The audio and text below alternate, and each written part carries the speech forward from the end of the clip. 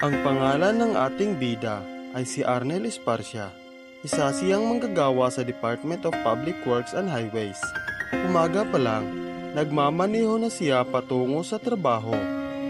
Pagkarating, matapos mag-ayos, mayroon agad ipinagawa sa kanya. Mag-print, iyon ang unang utos sa kanya.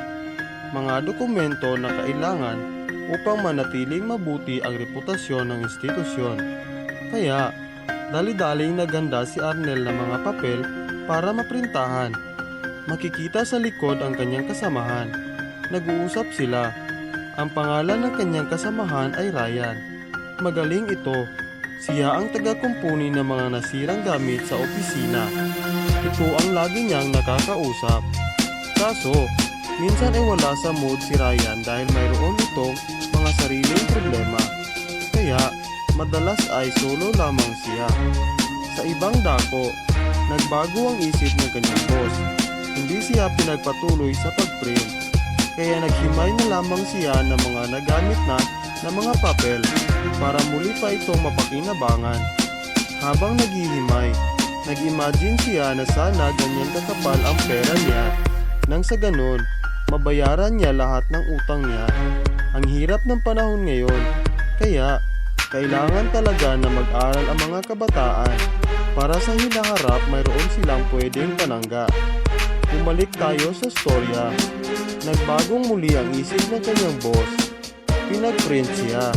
Ginamit niya ang mga nahimay na papel. Sa hindi inaasahan, nasira ang machine.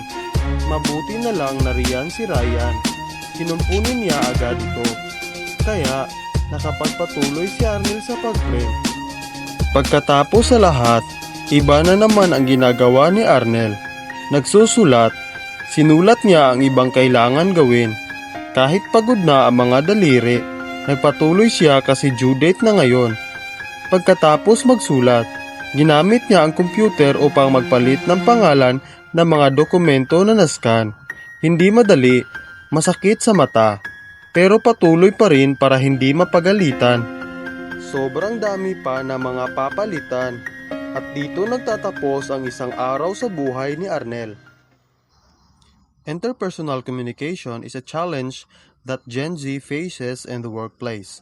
Gen Z faces notable interpersonal communication challenges in the workplace due to their heavy reliance on digital tools, limited face-to-face practice from remote learning during the pandemic, and style clashes with older generations. Many prefer texting or instant messaging over calls or in-person talks, leading to perceptions of weaker verbal skills, poor eye contact, or the Gen Z stare, which disrupts team harmony and is seen as top multi-generational issue by 47% of employers. Root causes include missed passive social training from COVID disruptions and a tech-savvy but less formal approach that falters in meetings or feedback exchanges. These gaps often result in misunderstandings, lower perceived performance, and reduced collaboration, though Gen Z's digital strength can boost productivity when bridged.